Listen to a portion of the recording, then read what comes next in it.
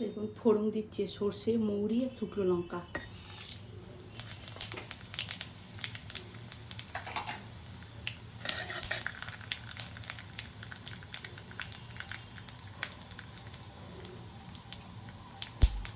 আবার দেবো, এটা দেবো আম।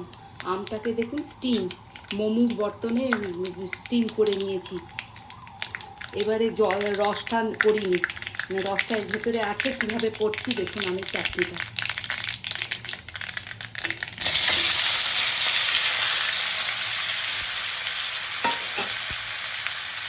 লবণ দিলাম,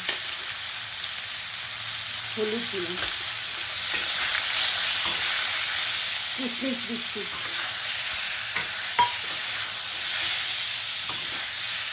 দেখুন এই যে আখের গুড়, এই আখের গুড়টা ডাইরেক্ট দেবো না, এর ভেতরে অনেক জামস আছে। এই জন্য এটাকে একটু গরম জলে গুড়টাকে ফুটিয়ে নিয়েছি। এবারে দেখুন কীভাবে নোংরা বেরাবে।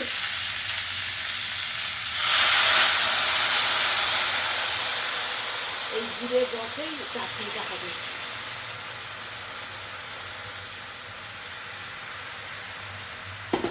দেখুন বন্ধুরা, খালি দেখাচ্ছি আপনাদেরকে এই জামসটা, দেখেছেন কীভাবে জামসটা, এতটা জামস পেটের ভেতরে ডাইরেক্ট গেলে কি অবস্থা হবে।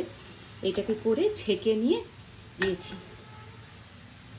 আর তার সঙ্গে দেখুন এর বাইরেও কিভাবে বডিতে লেগে আছে, ফ্রাই প্যানের সাইডে। এইটাকে ছেঁকে নিজেরাই একটু সেভ করে খেলে ভালো হয় আর কি। আর অন্য কিছু দেবো না, কেন এই মৌরির ফোড়নের গন্ধটাই চাটনিতে স্বাদ বাড়াবে। আর এই গুড়ের রসটা দেখুন, এটা হচ্ছে আখের গুড়। এই যে এই গুড়টা বাজার থেকে কিনে নিয়ে এসেছিলাম। এই যে আখের গুড়, এর ভেতরে যে কতটা জামস আছে।